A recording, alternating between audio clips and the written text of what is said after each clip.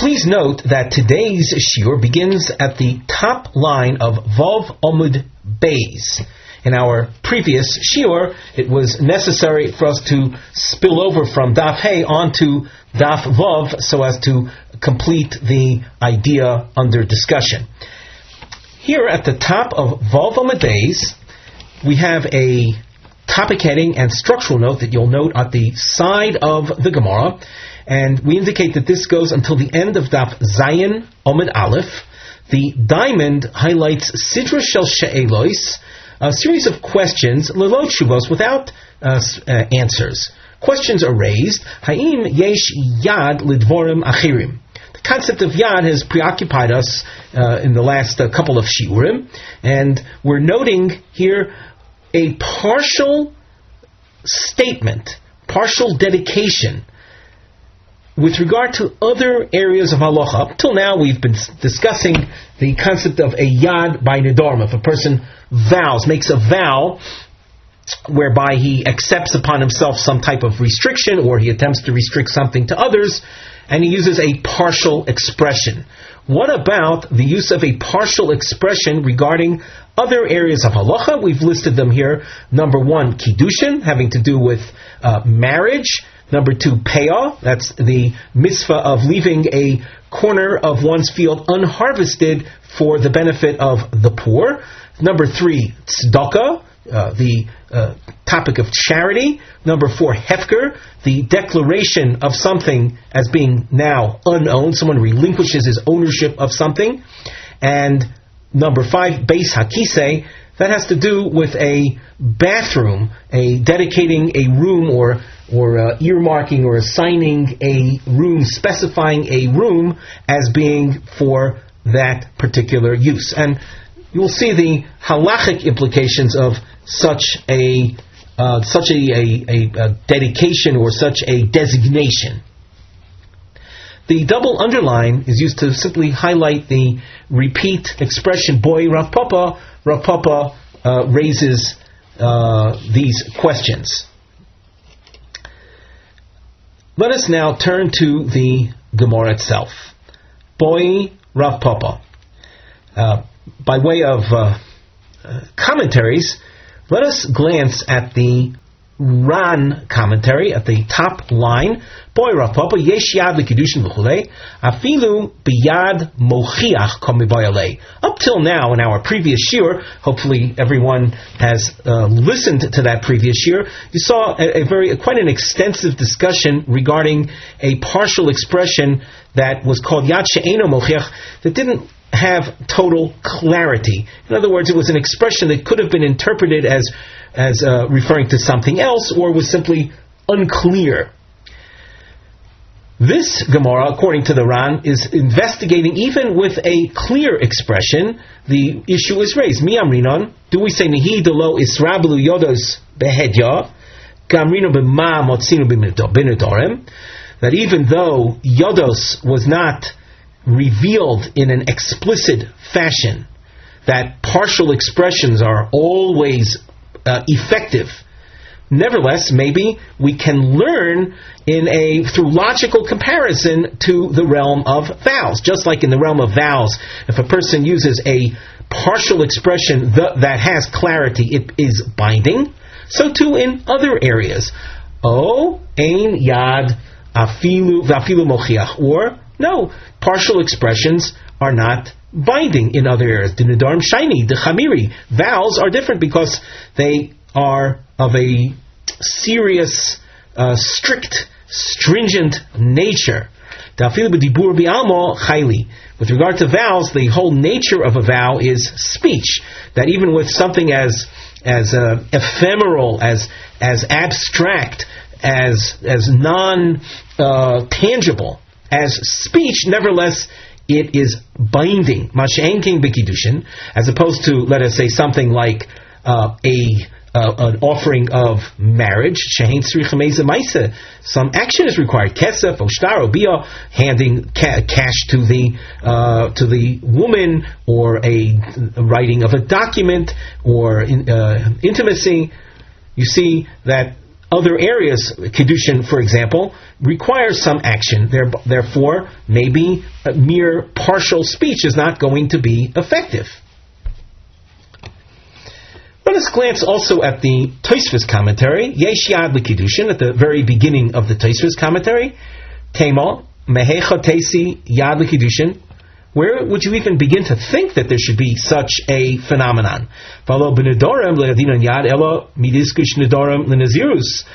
Even by Nedarim, I don't know of the existence of a partial expression as being binding, other than the fact that it's compared to Nazirus, Kamrin Liel, as we have learned earlier. V'imkein, Amrinon, and if that be the case, that the concept of Yad is purely scriptural, and we've seen it only in the case of Nazir and Nedarim by virtue of the fact that it's compared to Nazir, I would have said, Heicha de Goli Goli, Heicha de Lo Goli Lo Goli, where the Torah reveals such a phenomenon as Yad. Fine, it's revealed. Where it's not revealed, it doesn't exist. And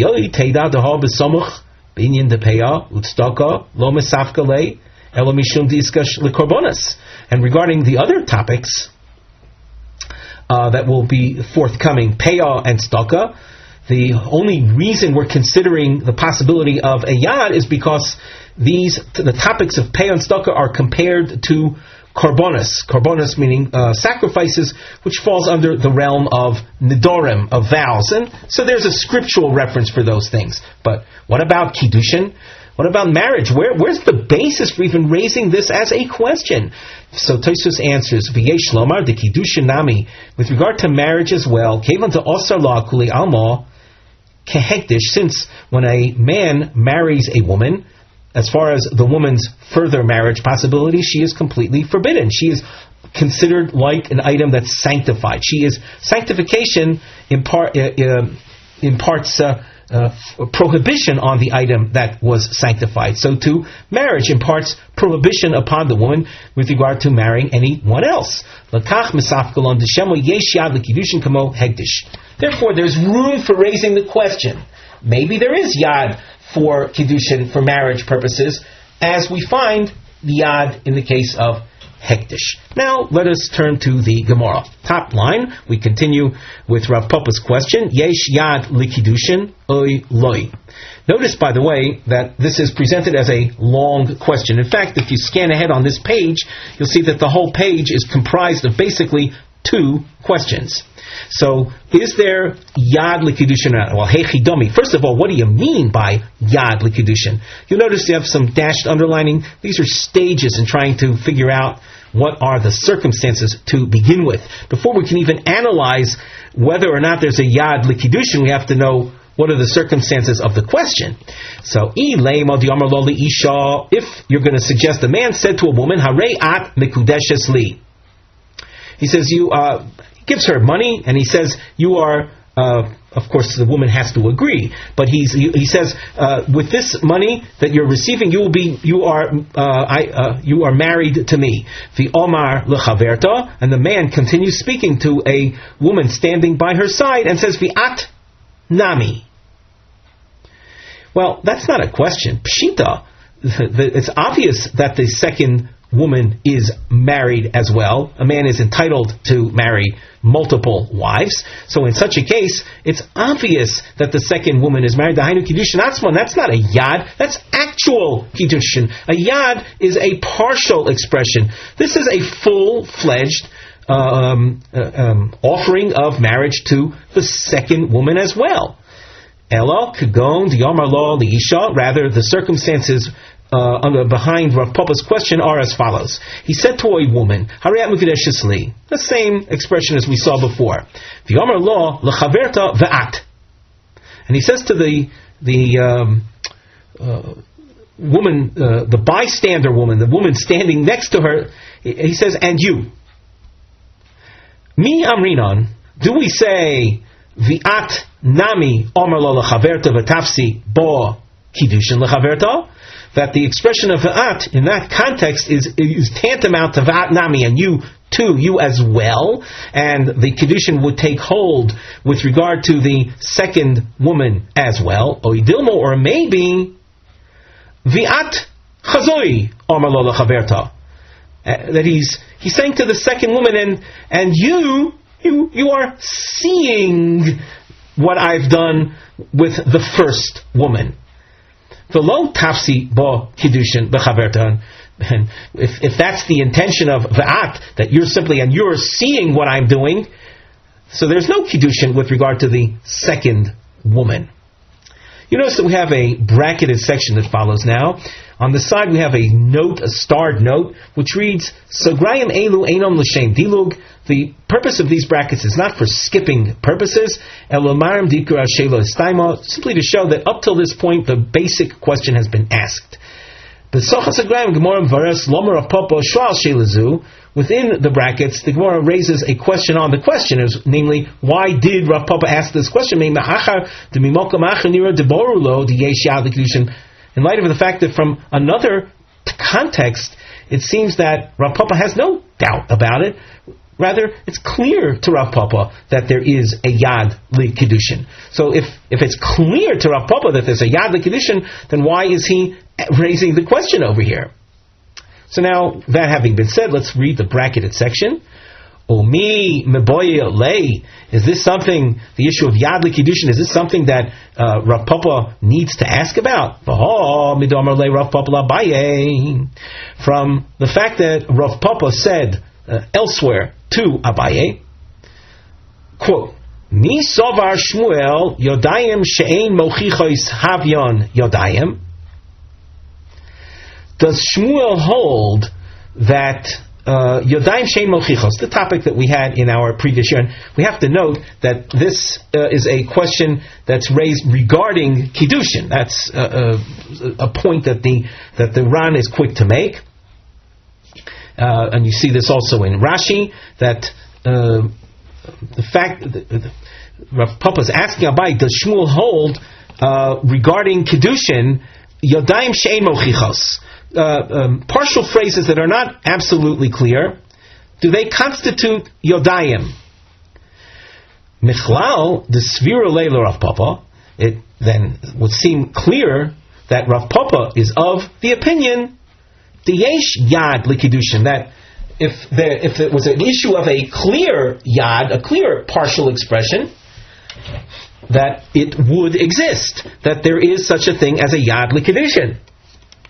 So you see that Rav Papa has no doubt about the existence of a yad ligabi kiddushin. All his question was that what about a yad that's not clear, a partial expression that's not clear?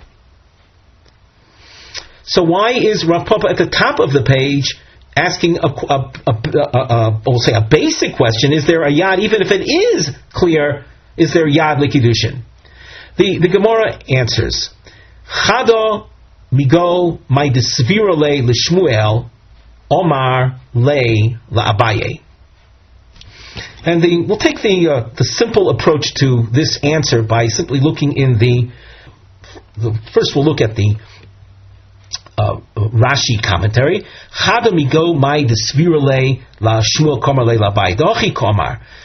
This is really what Rav Papa was asking. Mi svira le l'Shmuel diyesh yad l'kiddushin. Does Shmuel hold that there is a yad at all, even if it's clear? Does he hold that there is such a thing as a yad l'kiddushin? V'im tim salomar diyesh lahen yad, and if you conclude that yes, he agrees there is a yad, mi bo'inon yadai mochichos alo. Does it have to be a clear type of yad or not? Boi Rav Papa. Now here, structurally speaking, the Ran adds another dimension, as you'll see on the third line under the Gemara text, Boi Rav Papa, yesh yad lepeya. Klomar, im tinselomar bekiddushin ein yad. If you take the position that regarding Kiddushin there isn't a yad, after all, it's not compared to Nedarim at all. Peah, the iskish mai. What about Peah? The mitzvah of leaving a corner of one's field unharvested for the benefit of the poor. This is a mitzvah that, as far as the Torah is concerned, you can see that it's compared to Nedarim, compared to the realm of Nedarim. What about Yad by Peah? And once again, structurally, you can see by just this glancing ahead at the Gemara, we have to first figure out what the Gemara is, what's the case of the Gemara to begin with. So we have, again, a similar marking system as we saw before. It's a two-stage construction before we can even understand what the circumstances of the question are. So the Gemara asks, Heichi Domi, what is the case of Yad by Peah? Ilema diomar hodein ugya leve Peah v'hodein nami. As far as what the word ugya means, Rashi says it refers to a field. The Ran and the Rosh say it refers to a furrow. So if you say, like the Ran and the Rosh, a person says, I want this furrow or row of seed, row of plants to be Peah, the Hodei Nami, and this one also, Hahi Peah Mal Yusi, that's full-fledged Peah, that's a full-fledged declaration of the second row being Peah as well. Ki kome bayale, Kigon damar v'hodein, v'lo omar nami, my. If the person says, after saying, I want this row of grain to be Peah, v'hodein, and this one. But it doesn't say this one also, it says, and this one. My, what is the halacha? Notice we have a bracketed section. On the side, we have a starred note. Sagrayim l'shem diluk. Here, the brackets are for skipping purposes. Besocha sagrayim agmor mala she'elo be'inyin peah u'mitaretzis. Gemara will ask a question regarding peah and answer the question. But to keep the logical flow of the Gemara clear, we skip the brackets initially. So we know at least the circumstances. A person dedicated a particular row of his field as peah, to a row that will be left unharvested for the benefit of the poor. And he says v'hodein, and this one, referring to apparently a second row. We're skipping the brackets. Mi amrinon, 4 lines from the bottom. Mi amrinon kevon de iskish lekorbonos. Since Peah is compared to sacrifices, which is the realm of Nedarim, which we'll see later, that idea that it's compared. We'll ask, where is it compared? Since it's compared to Korbanos, Ma Korbanos Yeshlem Yad, just like the realm of sacrifices, we know that there is a Yad, the sacrifice being Nedarim. Af Peah Yeshlo Yad. So to Peah will be able to be dedicated through a partial expression. Dilmo, or possibly, ki iskish, when do we say that there is a comparison between Peah and Korbanos? Lebal ta'achir hu diskish. It's compared only with regard to the prohibition of delaying. This topic of Baal Ta'achir we've seen in previous shiurim. We've mentioned that if a person, let us say, dedicates a sacrifice, he had better bring it before a certain deadline. There are many different opinions as to what that deadline is, but delaying beyond the deadline, the most common example of deadline is the passage of the three regolim, the 3 major pilgrimage holidays. If one had dedicated the bringing of a sacrifice and he doesn't come through, so he's over on Baal Ta'achir, he's in violation of Baal Ta'achir. Ta'achir means to delay. Baal means not to delay. So it could be that only with regard to delaying in the Peah tithe would there be a problem, but regarding Yad, there is no comparison. There is a comment made by the Ran. You'll notice about 6 lines from the bottom, there's a starred comment. Odilmo ki iskish lebal tachud iskish v'afagav the kaimalon. Even though there's a well-known principle, ein hekish lemechza, when we say that things are compared or scripturally compared because of their juxtaposition in the Torah, we don't say partial comparison. And here we are suggesting partial comparison. Here we're saying that the comparison of Peah might be only with regard to one aspect of Korbanos, namely the Isur of Baal Ta'achir. So how is that? Here we're saying Hekish Lemechza when in general we don't say that. Shiny Peah, Peah is different. The Loksiva Behedya. It's not written explicitly. It's figured through drash, through biblical exegesis. Hilkoch Ika Lemeimar Di'ein Lo Yad Afilu Mochiach. Therefore, that leaves room to say that maybe there isn't a Yad Peah, even if it's clear. So now, let's go back over the Gemara. The question has been presented, and we had a bracketed section that we skipped. In the brackets, the Gemara says, Michlal, this would imply, the fact that we're asking the question the way we did, this would imply, Dechi Omar Sode Kula Teve Peah, Havya Peah, that if he would dedicate his entire field as Peah, would it take hold? Would his entire field become Peah? Now, you'll ask yourself, where does the Gemara get this feeling that if he were to say that his entire field should be Peah, that it's Peah? Up till now, using the Ran's explanation, we were speaking about a row becoming Peah.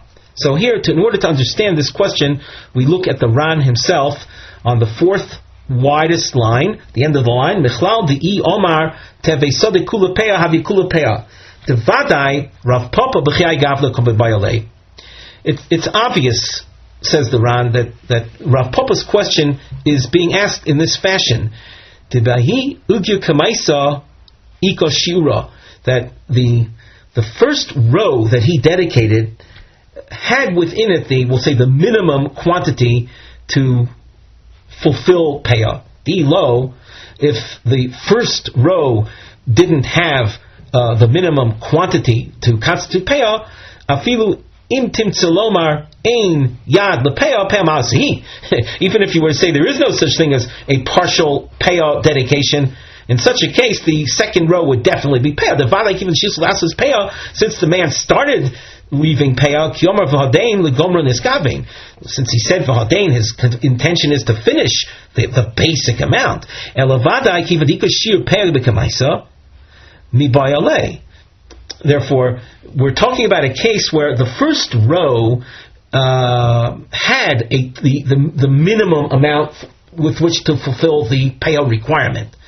Therefore, when he says vehadein and this one, it sounds like the whole field could be made into Peah.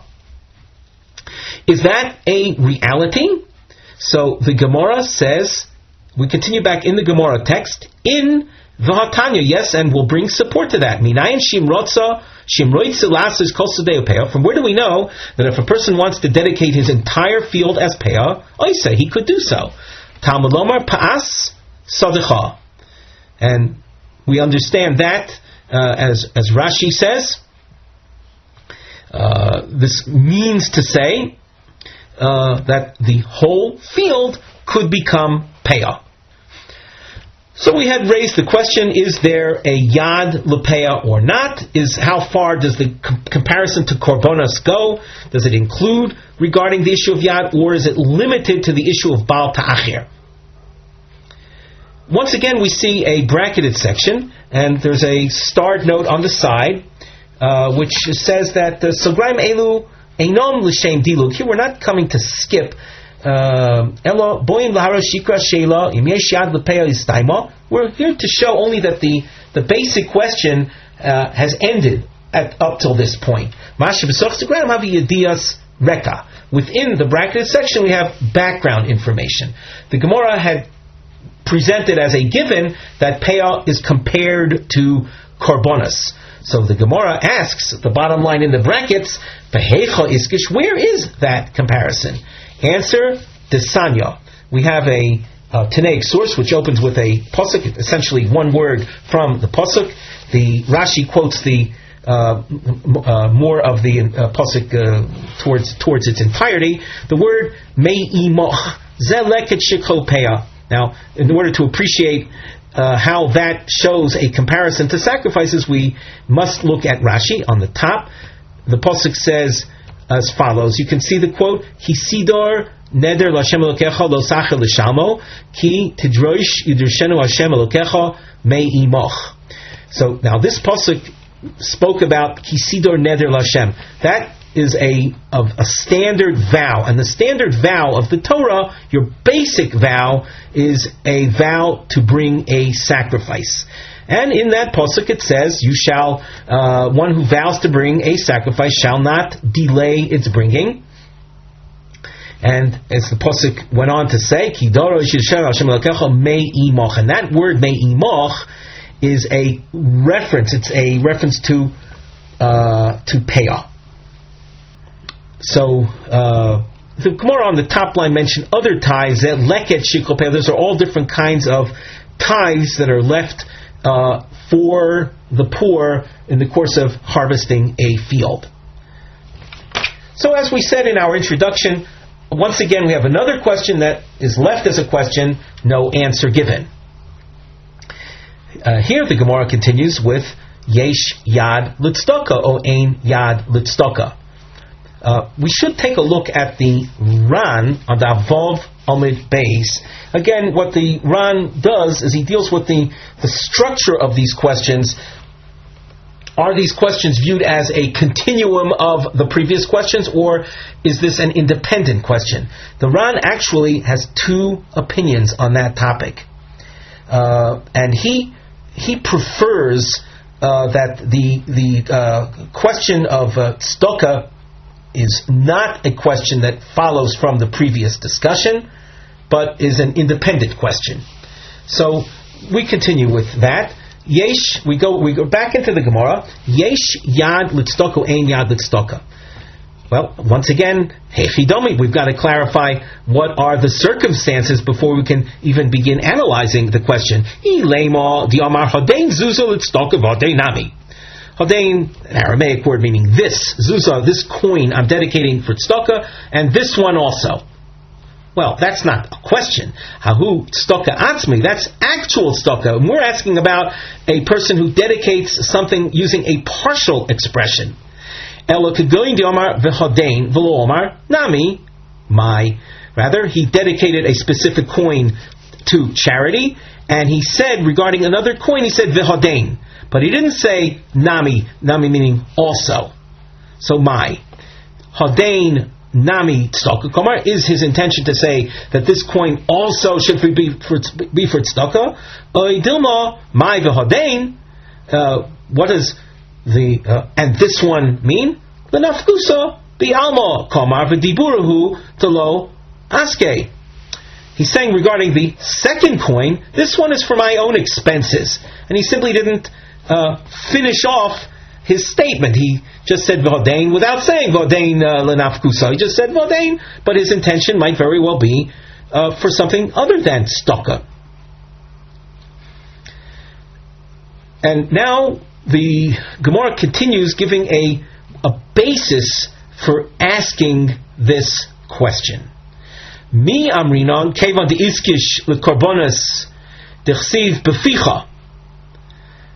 Since tzedakah is compared to korbanos, you'll notice this is pasuk chof dalid. It's in the same proximity as the pasuk that we cited before in Dvarim Perek chof gimel.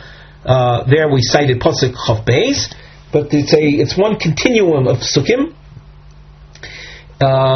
where the Psukim began with a reference to korbanos, and we know that there's a yad lekorbanos. So since beficha appears in that context, and beficha is a reference to the giving of tzedakah, if you're interested, you'll notice in the Rashi on the third line from the top, tichtiv beficha, pasuk says kasher dibarta beficha, and on the side we included a little more. The pasuk says moitzas svasecha tishmor. Nedava asher dibarta beficha. This has to do with the utterances of one's mouth. One must abide by it, and he must give that which he spoke orally. And Rashi adds another pasuk that beficha you can see as a reference to tzedakah by looking at a pasuk in Yeshaya, Yotza mipi tzedakah. So beficha is a reference to tzedakah. And we saw that beficha, which is tzedakah, is compared to korbanos. Ma korbanos yesh lam yad, af tzedakah yesh lo yad. Do we say just like by sacrifices, the concept of yad is binding, so too with regard to tzedakah? Or do we say that tzedakah is compared to korbanos only with regard to the issue of delay? Meaning, if a person dedicated some coins at tzedakah, he had better give it quickly to the poor who are the recipients of it, and if not, he would be guilty of bal ta'acher. We ask another question: Yesh yad lehefker, o dilmo ein yad lehefker. Hefker is the declaring as unowned something that you had previously been the owner of. So you're removing your ownership from it. You're declaring it unowned.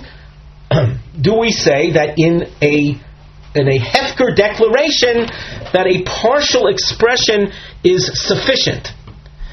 So notice, by the way, that the issue here is a long question. The Gemara asks, well, why are you asking the question about hefker? Hainu tzedakah, is it not the same thing as tzedakah? After all, when something is declared unowned, people, the poor, have access to it, can take it. The Gemara says, understand it as follows. Im timtzalomar ka'omar. The structure of the Gemara here is in the im timtzalomar fashion. And what that means is explained here. Im timtzalomar yesh yad l'tzedakah, dein hekesh l'mechsa. If you say conclusively that there is definitely a yad l'tzedakah, because of the concept we had mentioned earlier, that ein hekesh l'mechsa, we don't have, we'll say, partial comparisons. That if there's a scriptural comparison, so you got to go all the way. And since tzedakah is compared to sacrifices, and we know by sacrifices there is a yad, so too by tzedakah. Hefker, however, mi amrinon hainu tzedakah. Do we say that hefker is essentially a subsection of tzedakah? It is tzedakah. Oh, dilmo shiny tzedakah. Or maybe, no, the hefker is not the same as tzedakah. The tzedakah lo chasi lo aniyim. Charity is fit only for the poor. Aval hefker, when something is declared unowned, bein laniyim, bein lashirim, it's available, it's open to not only the poor, but to the well-to-do as well. So there is yet room for asking, is there a yad lahefker? Boi Ravina, yesh yad lebeis hakisei olo. Again, we have a long marking. All of these lines constitute the question. Of course, you will notice if you scan ahead, a significant part of this is in brackets. So the question that Ravina asks is, yesh yad lebeis hakisei oiloi. Now, just by way of background, a beis hakisei is a bathroom, and let's say a functioning bathroom is a place in which that one is not allowed to pray therein. It's prohibited to daven, to pray, to mispalel in a functioning bathroom. That's just a basic given that one should know ahead of time. The Gemara will point out on the fourth wide line that by raising this question, is there a yad, meaning a partial dedication or designation. Designation is a more appropriate term here. A partial designation, partial meaning phrasing-wise, a partial phrased dedication or designation of a room to serve as a bathroom. It must be that if you have a full-blown, clear designation whereby a person says, I want this room to be a bathroom, even if it hasn't been used yet, even if we're dealing with a new building, a new apartment, a new flat, a new house, and you have just walls up and you haven't done anything more than that, and you simply designate a room to be the bathroom with a very clear, unabridged expression, that certainly would be binding. And then from that point on, you wouldn't be able to pray in that room, even though it hasn't been used yet. So that seems to be an assumption that's being made over here. So if we make that assumption for the time being, we can then appreciate this question, that if a full-blown, unabridged designation is binding and thereby would restrict prayer from that room, what about a partial designation? I mean, if the phrase itself is partial. So Ravina asks the question, what are the circumstances? The